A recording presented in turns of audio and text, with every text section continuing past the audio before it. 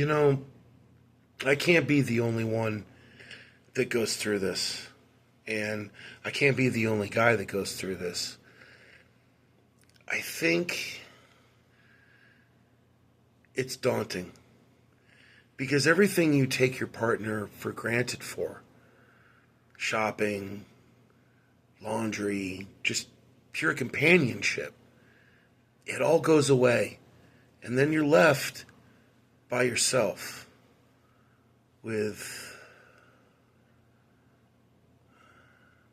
no recourse, no chance to depend on anybody anymore. And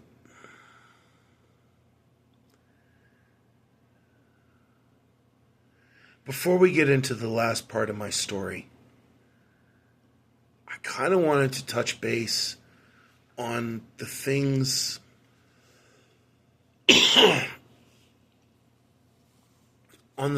that I took for granted.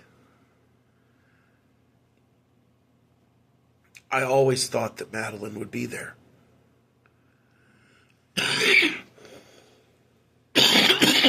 I always thought that I would have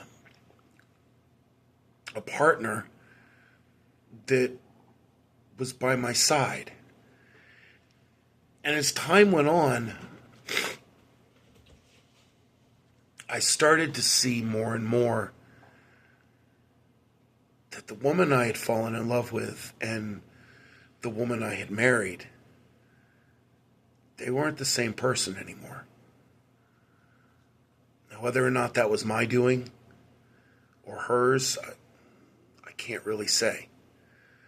And I'll take responsibility for the issues in our marriage that were mine. And there are a lot of them. I mean, the laundry list is huge. I'm not the easiest person in the world to live with. I'm not the easiest person in the world to get along with. I had a lot of baggage coming into this relationship.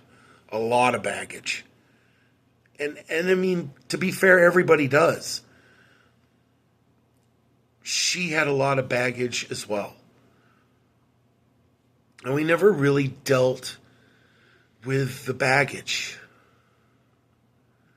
We never really dealt with the issues of our past.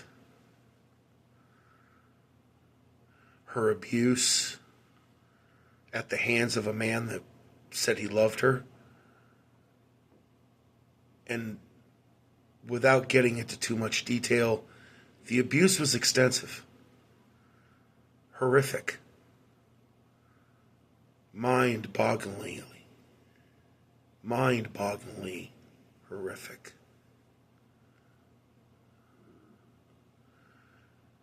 My own baggage came from my deteriorated, dilapidated, destroyed relationship with my father.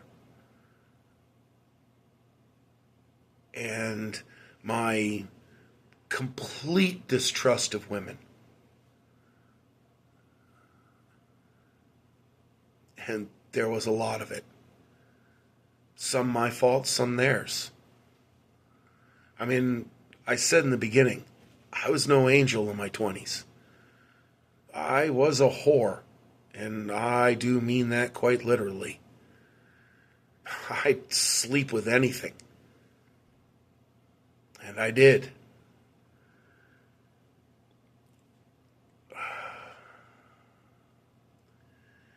But instead of dealing with those issues, we pushed them aside. We looked past them for love. And I mean, it's not a viable excuse, but it is what happened. I mean, we were in love.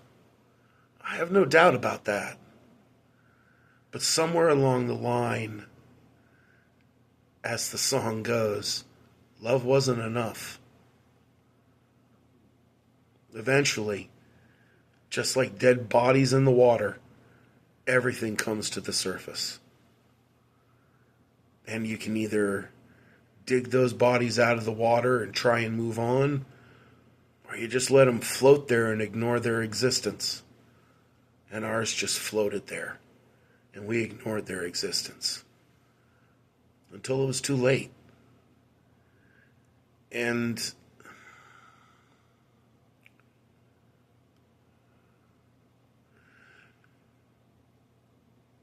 you know,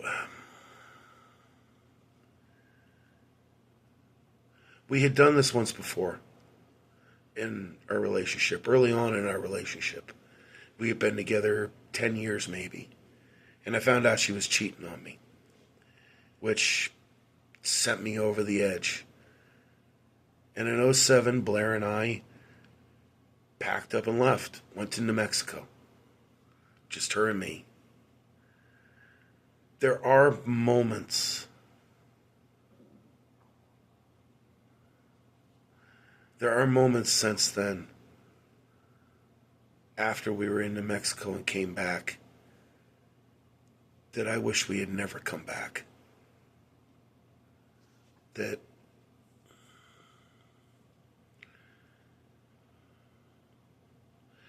I had just stayed.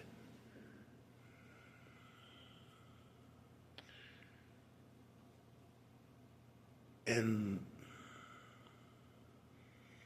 life right now would be different. I have no doubt about that.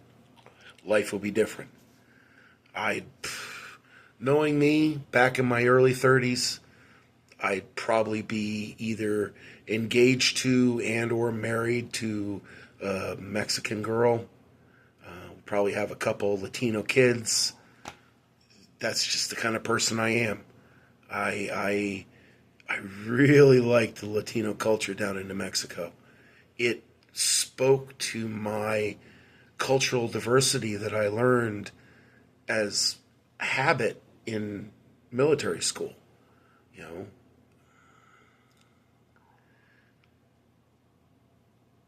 But I came back.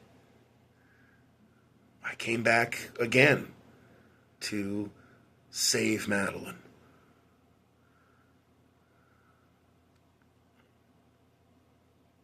Like I said in the beginning, I'm attracted to broken people.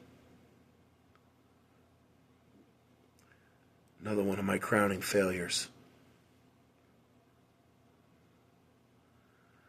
Because the lesson I learned is a hard one. You might be able to fix a broken person, but they're not ever truly fixed. There is some small part of them that's broke. And that's including myself. If I'm going to be completely honest here and I'm going to be fair, I'm not excluding myself from that laundry list of being broken. I had been broken from years of being me. And I mean, anybody that knows me from my old days in Claremont, they know exactly what I was like. I didn't have the best reputation with women or with men. The men all hated me, and the women I was sleeping with were all their girlfriends. Like I said, I was a whore.